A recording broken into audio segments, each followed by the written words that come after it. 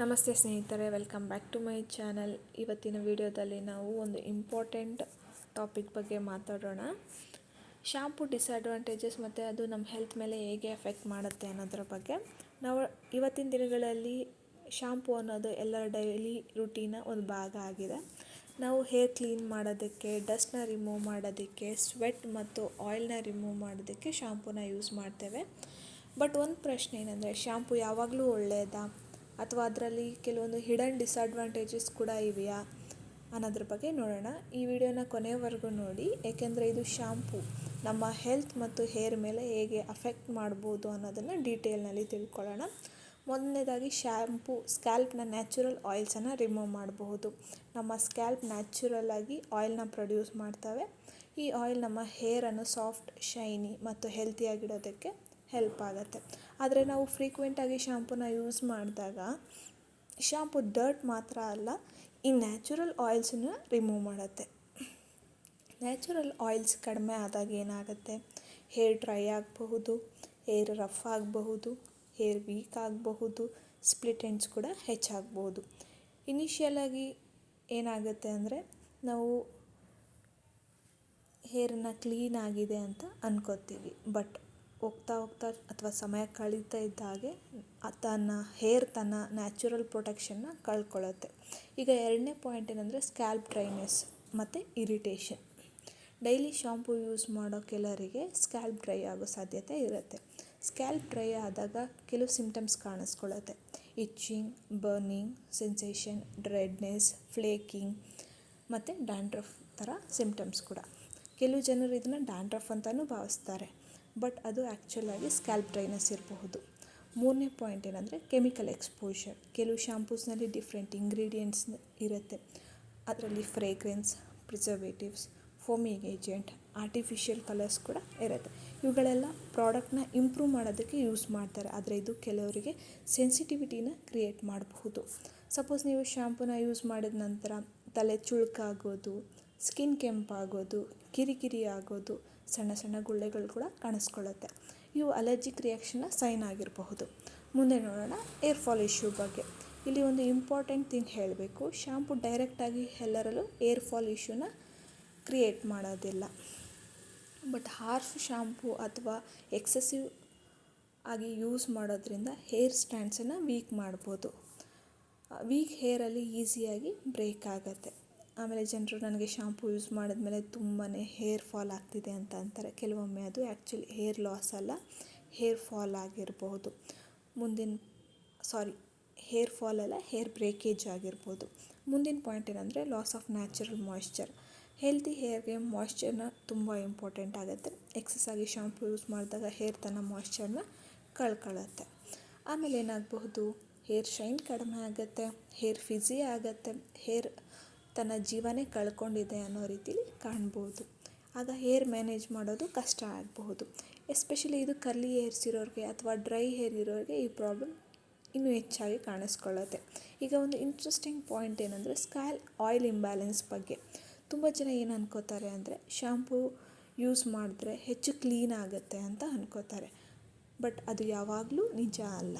ನೀವು ಸ್ಕ್ಯಾಲ್ಪ್ನ ಆಯಿಲ್ನ ರಿಪೀಟೆಡ್ಲಿ ಆಗಿ ರಿಮೂವ್ ಮಾಡ್ತಾ ಇದ್ದರೆ ಸ್ಕ್ಯಾಲ್ಪ್ ಮತ್ತೆ ಆ ಆಯಿಲ್ನ ಪ್ರೊಡ್ಯೂಸ್ ಮಾಡ್ತಾ ಇರುತ್ತೆ. ಆಗ ರಿಸಲ್ಟ್ ಏನಾಗುತ್ತೆ, ಹೇರ್ ಬೇಗ ಆಯಿಲಿ ಆಗುತ್ತೆ. ಆಮೇಲೆ ನೀವು ಮತ್ತೆ ಶಾಂಪು ಯೂಸ್ ಮಾಡ್ತೀರಾ, ಆಮೇಲೆ ಮತ್ತೆ ಆಯಿಲ್ ಬರುತ್ತೆ. ಹೀಗೆ ಒಂದು ಸೈಕಲ್ ಕ್ರಿಯೇಟ್ ಆಗುತ್ತೆ ನಮ್ಮ ಬಾಡೀಲಿ.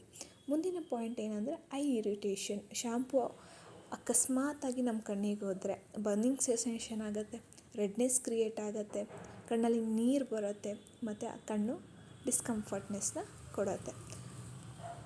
ಮಕ್ಕಳಲ್ಲಿ ಈ ಪ್ರಾಬ್ಲಮ್ ಹೆಚ್ಚಾಗಿ ಕಾಣಿಸ್ಕೋತಾರೆ. ಯಾಕಂದರೆ ಅವ್ರು ತುಂಬ ಚಿಕ್ಕವರಾಗಿರೋದ್ರಿಂದ ಕಣ್ಣು ಮುಚ್ಚಿ ಶಾಂಪು ಹಾಕ್ಕೋಬೇಕನ್ನೋದು ಅವ್ರಿಗೆ ಗೊತ್ತಿರೋದಿಲ್ಲ. ಆಗ ಏನಾಗುತ್ತೆ, ಆ ಶಾಂಪು ಕಣ್ಣೊಳಗಡೆ ಹೋಗುತ್ತೆ.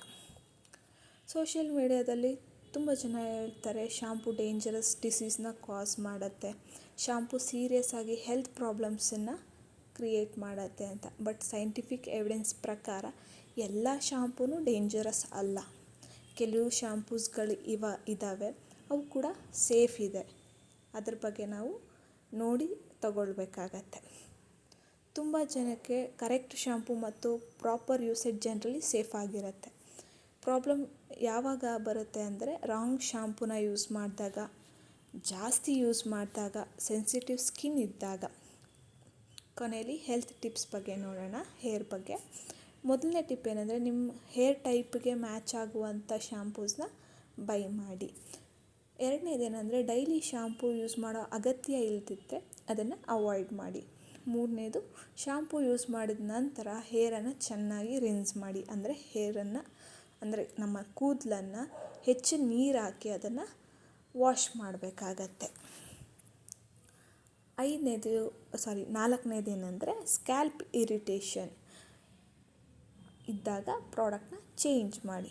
ಐದನೇದೇನೆಂದರೆ, ಮೈಲ್ಡ್ ಶಾಂಪೂನ ಯೂಸ್ ಮಾಡೋದಕ್ಕೆ ಟ್ರೈ ಮಾಡಿ. ಸೊ ಫ್ರೆಂಡ್ಸ್, ಶಾಂಪೂ ನಮ್ಮ ಎನಿಮಿ ಅಲ್ಲ, ಬಟ್ ಓವರ್ ಯೂಸ್ ಅಥವಾ ರಾಂಗ್ ಯೂಸ್ ಪ್ರಾಬ್ಲಮ್ಸ್ನ ಕ್ರಿಯೇಟ್ ಮಾಡ್ಬೋದು. ಹೆಲ್ತಿ ಹೇರ್ ಸೀಕ್ರೆಟ್ ಅಂದರೆ ಎಕ್ಸ್ಪೆನ್ಸಿವ್ ಪ್ರಾಡಕ್ಟ್ಸ್ ಅಲ್ಲ, ರೈಟ್? ಆ ಪ್ರಾಡಕ್ಟ್ ಅನ್ನು ರೈಟ್ ವೇನಲ್ಲಿ ಯೂಸ್ ಮಾಡೋದಾಗಿರತ್ತೆ. ಈಗ ನಾವು ಇನ್ನೊಂದು ಇಂಪಾರ್ಟೆಂಟ್ ಟಾಪಿಕ್ ಬಗ್ಗೆ ನೋಡೋಣ. ಕಮರ್ಷಿಯಲ್ ಶಾಂಪೂಸ್ನಲ್ಲಿ ಯೂಸ್ ಮಾಡೋ ಇಂಗ್ರೀಡಿಯೆಂಟ್ಸ್ ಮತ್ತು ಅವುಗಳ ಪಾಸಿಬಲ್ ಡಿಸ್ಅಡ್ವಾಂಟೇಜಸ್ ಬಗ್ಗೆ. ನಾವು ಶಾಂಪೂನ ಖರೀದಿಸುವಾಗ ಫ್ರೇಗ್ರೆನ್ಸ್, ಶೈನಿ, ಸ್ಮೂತ್ನೆಸ್ ಅಥವಾ ಬ್ರ್ಯಾಂಡ್ಸ್ ನೇಮ್ನ ನೋಡಿ ಶಾಂಪೂನ ಬೈ ಮಾಡ್ತೀವಿ. ಆದರೆ ಬಾಟಲ್ ಹಿಂದ್ಗಡೆ ಇರುವಂಥ ಇಂಗ್ರೀಡಿಯೆಂಟ್ ಲಿಸ್ಟನ್ನು ನೋಡಿ ಬೈ ಮಾಡೋರ ಸಂಖ್ಯೆ ತುಂಬ ಕಡಿಮೆ. ಕೆಲವು ಕಾಮನ್ ಇಂಗ್ರೀಡಿಯೆಂಟ್ಸ್ ಮತ್ತು ಅವುಗಳ ಪಾಸಿಬಲ್ ಎಫೆಕ್ಟ್ಸ್ ಬಗ್ಗೆ ನೋಡೋಣ. ಮೊದಲನೇದಾಗಿ sulphate. SLS and SLES commercial ಶಾಂಪೂಸ್ನಲ್ಲಿ ಕಾಮನ್ ಆಗಿ ಯೂಸ್ ಮಾಡುವಂಥ ಇಂಗ್ರೀಡಿಯೆಂಟ್ಸ್ ಅಂದರೆ ಸಲ್ಫೇಟ್. ಇವು ಶಾಂಪೂ ಹೆಚ್ಚು ಫೋಮ್ ಬರೋದಕ್ಕೆ ಅಥವಾ ಡರ್ಟ್ನ ರಿಮೂವ್ ಮಾಡೋದಕ್ಕೆ ಯೂಸ್ ಮಾಡ್ತಾರೆ. ಬಟ್ ಡಿಸ್ಅಡ್ವಾಂಟೇಜಸ್ ಏನು? ನ್ಯಾಚುರಲ್ ಆಯಿಲ್ಸ್ನ ರಿಮೂವ್ ಮಾಡ್ಬೋದು, ಸ್ಕ್ಯಾಲ್ಪ್ ಡ್ರೈನೆಸ್ ಇನ್ಕ್ರೀಸ್ ಮಾಡಬಹುದು, ಸೆನ್ಸಿಟಿವ್ ಸ್ಕಿನ್ ಇರೋರಿಗೆ ಇರಿಟೇಷನ್ ಕೊಡ್ಬೋದು, ಹೇರ್ ಡ್ರೈ ಮತ್ತು ರಫ್ ಆಗ್ಬೋದು. ಫೋಮ್ ಹೆಚ್ಚು ಬಂದರೆ ಹೆಚ್ಚು ಕ್ಲೀನಿಂಗ್ ಆಗುತ್ತೆ ಅಂತ ಅರ್ಥ ಅಲ್ಲ. ಎರಡನೇದು, ಆರ್ಟಿಫಿಷಿಯಲ್ ಫ್ರೇಗ್ರೆನ್ಸ್. ಶಾಂಪೂಗೆ ಒಂದೊಳ್ಳೆ ಸ್ಮೆಲ್ ಬರಲಿ ಅಂತ ಫ್ರೇಗ್ರೆನ್ಸಸ್ನ ಆ್ಯಡ್ ಮಾಡ್ತಾರೆ. ಬಟ್ ಕೆಲವರಿಗೆ ಫ್ರೇಗ್ರೆನ್ಸಸ್ ಪ್ರಾಬ್ಲಮ್ನ ಕ್ರಿಯೇಟ್ ಮಾಡ್ಬೋದು. ಪಾಸಿಬಲ್ ಎಫೆಕ್ಟ್ಸ್ ಏನಂದರೆ headache, skin irritation, allergic reaction, sneezing ಮತ್ತು ಸೆನ್ಸಿಟಿವಿಟಿ ಸಿಂಪ್ಟಮ್ಸ್. ಕೆಲವು ಜನರಿಗೆ ಫ್ರೇಗ್ರೆನ್ಸ್ ಇಂಗ್ರೀಡಿಯೆಂಟ್ಸ್ ಹೆಚ್ಚು ಸೆನ್ಸಿಟಿವ್ ಆಗಿರ್ತಾರೆ. ಮೂರನೇದು, ಪ್ಯಾರಾಬಿನ್ಸ್ ಪ್ರಿಸರ್ವೇಟಿವ್ಸ್ ಆಗಿ ಯೂಸ್ ಮಾಡ್ತಾರೆ. ಇವು ಪ್ರಾಡಕ್ಟ್ನ ಶೆಲ್ಫ್ ಲೈಫ್ನ ಇನ್ಕ್ರೀಸ್ ಮಾಡೋದಕ್ಕೆ ಸಹಾಯ ಮಾಡುತ್ತೆ. ಕೆಲವರು ಪ್ಯಾರಾಬೆನ್ಸ್ ಬಗ್ಗೆ ಕನ್ಸರ್ನ್ನ ಎಕ್ಸ್ಪ್ರೆಸ್ ಮಾಡ್ತಾರೆ, ಯಾಕಂದರೆ ಹಾರ್ಮೋನ್ಸ್ ಜೊತೆಲಿ ಅದು ಇಂಟರ್ಯಾಕ್ಟ್ ಮಾಡ್ಬೋದು ಅಂತ. ಬಟ್ ರಿಸರ್ಚ್ ಇನ್ನೂ ನಡೀತಾ ಇದೆ. ಎಲ್ಲ ಪ್ರಾಡಕ್ಟು ಡೇಂಜರಸ್ ಅಂತ ಹೇಳೋಕ್ಕೆ ಒಂದು ಸ್ಟ್ರಾಂಗ್ ಕನ್ಕ್ಲೂಷನ್ ಇಲ್ಲ. ನಾಲ್ಕನೇದು, ಸಿಲಿಕಾನ್ಸ್ ಹೇರ್ ಸ್ಮೂತ್ ಮತ್ತು ಶೈನಿ ಕಾಣೋದಕ್ಕೆ ಹೆಲ್ಪ್ ಮಾಡ್ತವೆ.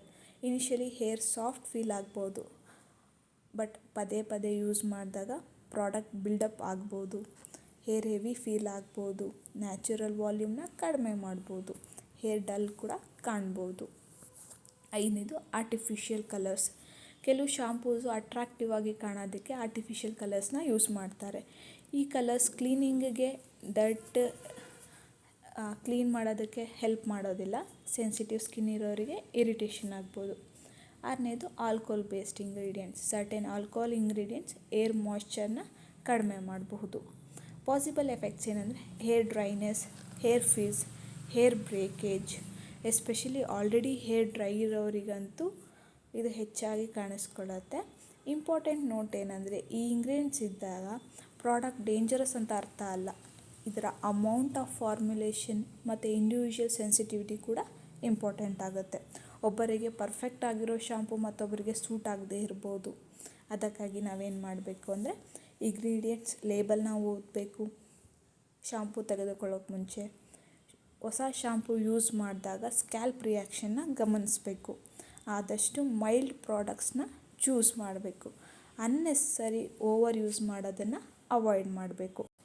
ಈ ವಿಡಿಯೋ ನಿಮಗೇನಾದರೂ ಹೆಲ್ಪ್ಫುಲ್ ಆಗಿದ್ದರೆ ಈ ವಿಡಿಯೋನ ಲೈಕ್ ಮಾಡಿ, ಶೇರ್ ಮಾಡಿ ಮತ್ತು ನನ್ನ ಚಾನಲ್ನ ಸಬ್ಸ್ಕ್ರೈಬ್ ಮಾಡೋದನ್ನು ಮರಿಬೇಡಿ. Thank you for watching. See you all in the next video.